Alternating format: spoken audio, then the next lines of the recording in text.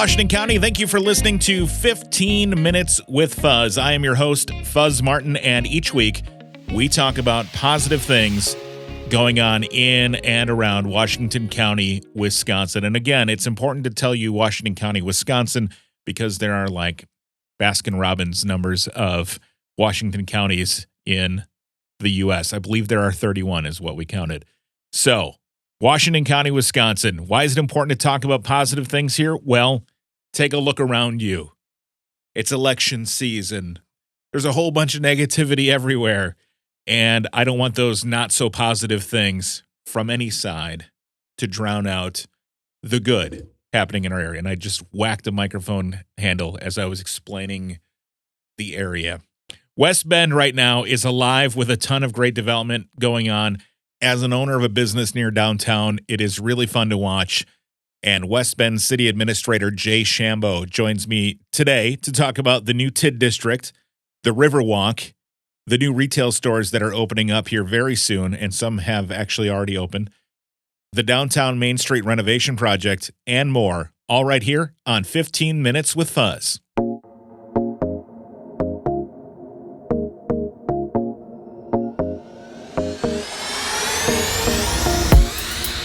Jay, thanks for coming back on to 15 Minutes with Fuzz. Good to see you again here now on season 2. Great to be here. Thanks for having me. Absolutely. So always get great interest in the things that are going on around West Bend, especially with all of the new developments that are going on and things like that. So we wanted to get an update on how things are going. I know there's a ton of movement in town. It's really exhilarating seeing all the cranes and the work going on in town. I had heard about TID 16. Can you tell us about what this TID 16 development is about? TID 16 is our newest TID that we're in the process of creating. It'll actually be a created TID in 2023. Mm-hmm. So the first board of review meeting has occurred already. It's the former concrete plant is what most people will know it as. Okay. It includes the land and the land that is currently We Energies, and then Jacobus Oil, that white building right on Decorah. Sure. About 35 acres in total, and really the TID will provide a chance to spur development. We already have a development that's coming. That's the concrete plant, 115 assisted living unit complex, and then a 54 unit independent senior living as well, smaller buildings that'll be around it. We're going to have probably the best setup for assisted and retirement living in the area, I would say, for sure, with all the cool new developments that are going on. Yeah, we should be taking care of our seniors, and this helps do that. Yeah. On from there now, were there other things that are going in TID 16, or is that the basis right now?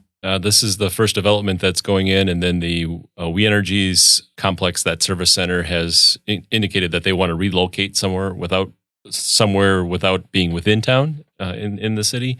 And so then that would free up that land for redevelopment, and then the Jacobus Oil property on the north as well. But no, the only known development that we have coming now is the assisted. I got to see the Riverwalk the other day. I was over at the hub, and the progress that's being made is fantastic. So talk to us about Riverwalk West. It really is. We've been in planning and design stage for a couple of years on Riverwalk West. Riverwalk East that project was completed in 2018, and we're really excited about the progress that we've made in the last few months, really. Mm-hmm. It's got started mid-July, and they've been really, Yankee is the general contractor on the project, and they've been really crushing it. We've had some good weather to assist as well. Mm-hmm. All the painting of the walls has been completed. They are in the process of removing the walls that divided the river to allow for the road in the river to be constructed in the first place very soon, and then continuing to work on other aspects of the project. Yeah, if you listening haven't seen the Riverwalk West project, they put up a steel wall, and then they laid down railroad ties. So the steel wall was to divert the river away from the side of the wall, and then they were able to drive dump trucks on the railroad ties. It was just amazing to watch, and it's the speed at which they built this wall is amazing. That's been really great. The fact that the DNR trusted the city enough to issue a permit to allow us to build a literal road, temporary, but literal road in the river is a pretty neat accomplishment. Yeah, that's very cool. Well, congrats on that. And it was also cool to see the guys out there with paintbrushes working on the wall. So have there been any businesses yet downtown that have embraced the Riverwalk and started to do some things on that side of the river yet? Yeah, the new restaurant for sure has. Copper River has created an awesome patio with lights, and Right. They're not able to use it so much anymore this time of the year, but Sure. That was the old Cafe Surrette and then Oak and Hog, right? yep. Okay. Absolutely. Tracy Surwatt's done a great job with that building and Great. really built it out in a nice way. I would say Kevin Schultz is as well from Mountain Outfitters. He's adding some new concrete and a deck, and Beth Rose just repainted the back of her building. We have a couple of other projects that are in the works as well. So yes, business owners are definitely embracing the Riverwalk and starting to turn a separate front-facing portion of their business and building to the river. I'm really excited for that. I'm just thinking about how that's going to liven up West Bend is just really exciting. So that, and then the Main Street reconstruction will wrap that all together. You should be pretty proud of that, the things that are happening. Yeah, our downtown is really thriving, and there's just a lot of excitement about being downtown and businesses that any storefront that comes available is really competitive to lease out and for sale. So that's a great sign for a thriving downtown. You had mentioned to me the Downtown Historic Preservation District. Can you talk about what that piece is? Yeah, we've had discussions with our business improvement district for the last few years about the possible creation of a historic preservation district. We're really close. So next week, Jess Wilds, who serves as the executive director for the bid, and myself will be going to Madison, and the SHPO, the State Historic Preservation Office, will be acting on our application. And our understanding is, as long as we make it that far, we're going to receive it. So it's really exciting. The bid received an update at their meeting last Tuesday. And then fast forward a week, we're going to receive designation and then be able to accurately and definitively promote and encourage folks to come to the officially designated historic downtown. What kind of things does that mean in terms of being a historic preservation area? From a marketing standpoint, it really helps us separate West Bend from other municipalities.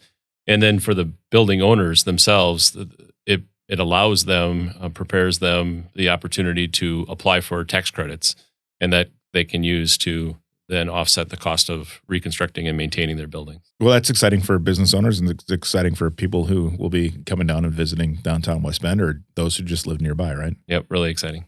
Speaking of that, let's jump ahead to the upcoming Main Street reconstruction. Can you give us some updates on where that's at now?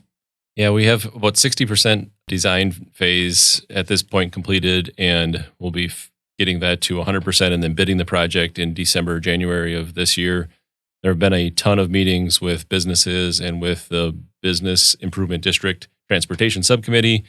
Lots of conversations trying to determine how best to reconstruct that road. We're going to be adding over 40 parking stalls to the downtown, which is something we hear often, that we need more parking.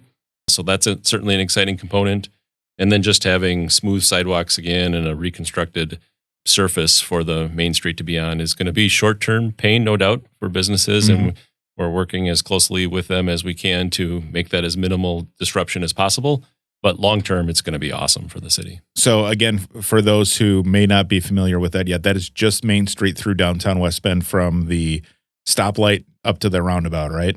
Yep. Okay, perfect. And that'll be happening next year. And like you said, that's still waiting on bid and what the phases will be and things like that. Right. It'll be constructed in 2023. And speaking of downtown, so just this past weekend or this past week, you guys lit up the Christmas tree, right? We did. Merry Christmas. Merry Christmas to you too. I'm this year for some reason I am embracing Christmas early. Why not? I went into The Beat Goes On and I bought a couple records or Christmas CDs for my father-in-law, because I know we're going up there on Thanksgiving weekend and he'll start playing them the day after Thanksgiving. So just kind of start that early. But you guys got the Christmas decorations up, right? Or they're going up? They're up. We always, of recent history, plan it to correspond with MOA's blooming holidays, their big kickoff to the winter. That occurred this past weekend and starts Thursday night of last week. So that's when the tree gets lit, and we embrace it as well. The city does such a great job, and the Business Improvement District has done an awesome job of improving the lights in the tree.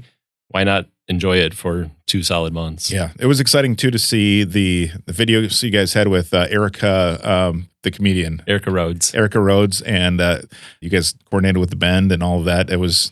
We came downtown for dinner on Saturday night, and it just felt alive. It was great. The Bend reached out to us and asked if they could partner with us on this event, and we added some musical acts, including the local choir from the high school, and that was awesome to see the kids out there and singing River City Irregulars, playing music before and after, and then the Bend as well with Erica. It's just great. We've grown that event over the last few years, and happy to share it. It was a beautiful night, and there were a ton of people downtown on Thursday night. One last thing I want to ask you about. So south of downtown, we've got a whole bunch of new construction and new retail outlets that are opening. Can you give us an update on the old ShopKo Center and some of the other pieces that are going in?